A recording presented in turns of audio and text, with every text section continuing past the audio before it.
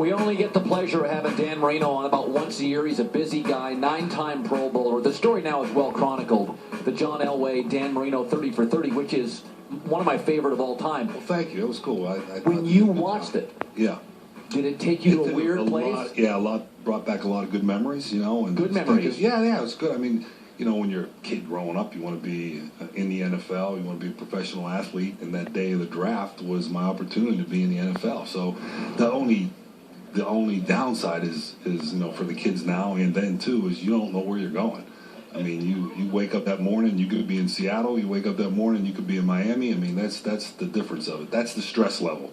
Well, I would say the two greatest quarterbacks who ever really dropped in the draft were you and Aaron Rodgers. Mm-hmm. Aaron, I think, almost acknowledges he's still got a little bit of a chip on his shoulder. Sure. Did you? I didn't. I guess back then, publicly, I didn't make it seem like I did, but you did. Mentally, it's like, okay, I'm going to show these guys that sure.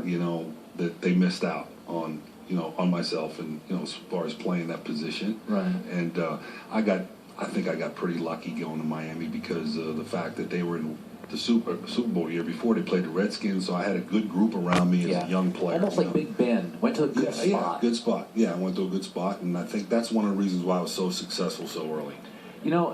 Dan, it is. I talked to Drew Brees earlier today, and I said, dude, if a doctor, yeah. I said, if a doctor in Miami says you're good, Alabama never happens. Right. Miami, I mean, there's only two quarterbacks I really think of. John Elway, Denver, Miami, Dan Marino. Now, even with Favre, I know it's Green Bay, but... Went to Minnesota and the Jets. I think of the city. Do you ever think to yourself that you were so big in Miami, that you made it tough on the organization, that they've been trying to find you for 20 years? Well, thank you. I appreciate that.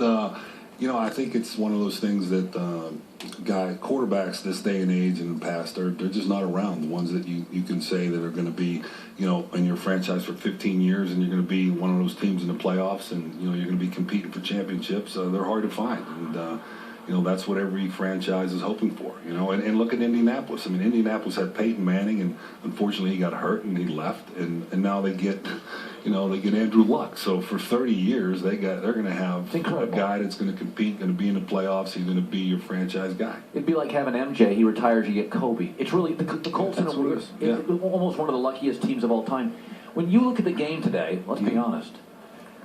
You could still, if I gave you a football right now, you could make all the throws. How old are you now? I'm 53. Okay. 10 years ago you could have. Definitely. Okay. Yeah. Maybe even a few years ago.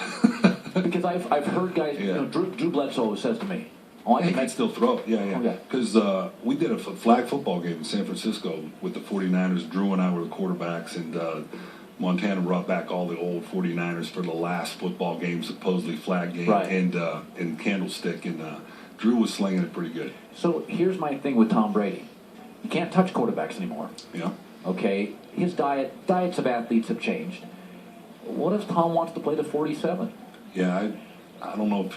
Here's the thing. Yeah, I mean, if he wants to play, sure. Do you think if he can? I doubt he can make it to 47. I think what happens is, for me anyway, my upper body was fine.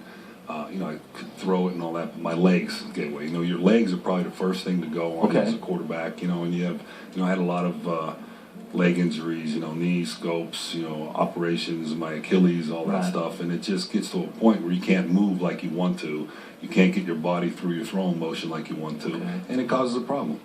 You got to make people miss, or else it's pretty dangerous. Well, you were never Russell Wilson. No, but I could make people miss a little bit. 78% of players get out of these sports, and they're NBA football, they're broken. Mm-hmm. And I had Arian Foster on, and Arian's like, man, those guys are going to cut you. You just take what you can take.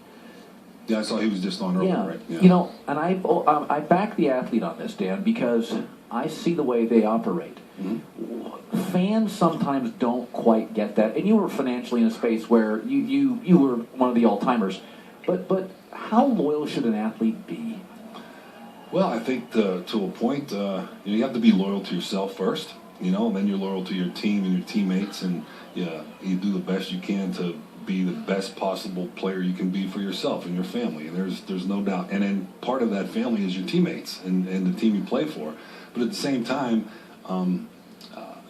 you're only in this business for so long. I mean, I was very fortunate. I played 17 years. The average, length of a football player is 3 or 4 years. Yes. So, the young guys got to understand going in. I mean, this is some that money is really not going to last you the rest of your life. I mean, because there's so many other things you got to do. And I always tell young players to think about things in your community, things your other interests you may have, and find relationships in those communities to help you figure out what you might want to do when you're done, business-wise, or if it's being on television or whatever it may be, radio, or that's going to give you more opportunities because of the fact that you were an NFL football player, or you were an NBA People basketball want to player. help you. Yeah, sure. And then and if you're a good guy and you build relationships, that's how you get opportunities in life. I like New England in this game. I think Seattle's offense is plucky, but is overly reliant on running, and I think New England is going to load the box up. I like New England. Yeah. Who do you like? I think it's good. It's a tough call. I mean, I really do. I think it's a tough call because both of these teams really match up well. I kind of like Seattle because they can run the ball the way he said, and Russell can get out of the pocket. He can make that. Maybe it's him making those extra plays, like that extra 50, 60 yards of rushing that's going to help them on top of Marshawn Lynch to make the difference in that game as far as making plays and making plays, throwing the ball outside the pocket. When you watch Brady, what do you like? Yeah, man, he is, since the time he's first started, it just competitiveness, that He's feisty, man. Yeah, no matter what happens, we're going to win this game. I'm going to do whatever it takes to win this game. And if, things aren't going right, he can personally say, okay, everybody's coming on my back and we're going to win. I'm going to get these guys going and get to a point where they have a chance to win and make plays at the end of the game. You had Shula for a long time, and he's had Belichick. I think sometimes, I always felt bad for Jason Campbell. He played at Auburn, came into the NFL, and he had like 7 coordinators in 9 years. Yeah. Is some of your, not that you're not talented, is some of your success based on continuity? I believe it is. Yeah, there's nothing wrong with the fact that you could say that, playing for Coach Shula for 13 years and knowing that that's incredible. Be there. Yeah, 13 years and then Tom Brady playing for Belichick, and they became, I think, the winningest coach, head coach quarterback combination. I think it was last year. And there's something about that, the continuity, having the same kind of system and offensive coordinators, and then you have a quarterback where a coach says, I can rely on this guy for the next 10 or 12 years, and he can build around that quarterback. So it's probably the ideal way to do it, if you can do that. By the way, can we turn the heat down? It feels like Libya right now where I'm sitting. I know, and I'm drinking hot coffee. I'm literally, it's Kenya out here. Dan Marino, AARP. Before I get to that, when you're in the middle of greatness, okay, so Tom's toward the end, but okay, let's go to year 8 for Dan Marino. Okay.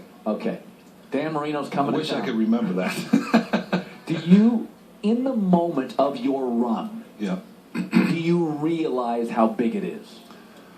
I think, I think you're just going through it and wanting to be the best you can possibly be and be competitive, but you also understand that you are playing at a certain level. You can feel that. You knew you were on top of the world. No, but I knew I was playing as the highest level in the game at that time, is just as good as anybody else in the league. Did you have a day or a game or a practice, Dan?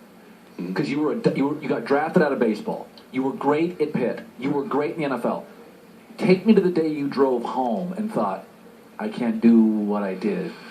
Well, it really was after my Achilles in Cleveland, because that year we had a pretty strong group. Yes. And then I ended up getting, operated on the next couple of days. And then after going through the rehab and seeing that, my body has definitely changed, that, is it going to be the same? Or am I going to be able to play again? So you go through that frustration and you work through it, and I end up playing another 5 or 6 years with that. But my body did change, because still today I can't go up on my toe, and I played 5 years with that, with limited mobility in my right ankle. So you adjust as a player, and you figure a way to get it done. Quickest released of all time? That was your thing, right? Well, does that mean anything to you? If I say Dan Marino had the quickest release of all time. I felt like I could get rid of the ball pretty quick. It really was. To not get hit? Yeah, that too. But I think it's making your decision, reading the coverage and getting rid of the ball and trying to get it in a good location and getting it out fast. It helps. It helps the receivers. It helps, your offensive line. It helps everything. Aaron Rodgers right now he's the guy that has the quickest release right now, without a doubt. He gets it out there. He gets it, velocity, accuracy, all those things. AARP is a life ambassador. I'm 51 now. You're 50. Sure. Did you get your card yet? I do have my card. And by the way, Do you use it? I have no problem using it. Okay, good. I have absolutely no problem. I flaunt it in front of people. Like my dad he made a great point. He goes, you know what's weird about life?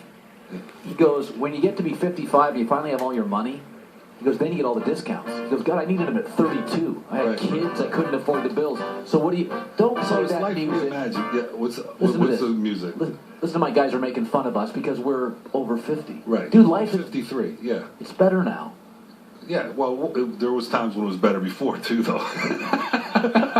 So what do you do with them? So, I'm a men's life ambassador, and Life Reimagined is the .org is the website where you can go to as far as, when your life changes and you want to navigate things in your life, and you're changing jobs, or if you want to do things with charity, where you can go and use that and bounce things off this website and other people that does things to kind of navigate your life change.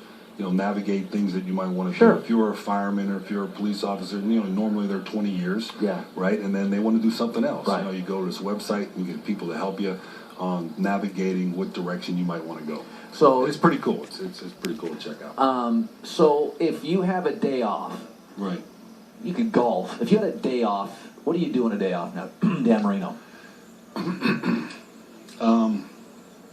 I do golf a lot on days off. You live in Florida. Yeah, man. I play as much as I can, but I don't play as much as I used to. Let's put it that way. Day off today, I probably would, and especially if my one son is a golfer, played golf in college. If he's around, I'm definitely playing golf. It's a great life, man. Yeah, it's good, man. It's good. Thanks, Colin. You Appreciate bet. it, man. Dan Marino. Enjoyed it. The Herd on ESPN.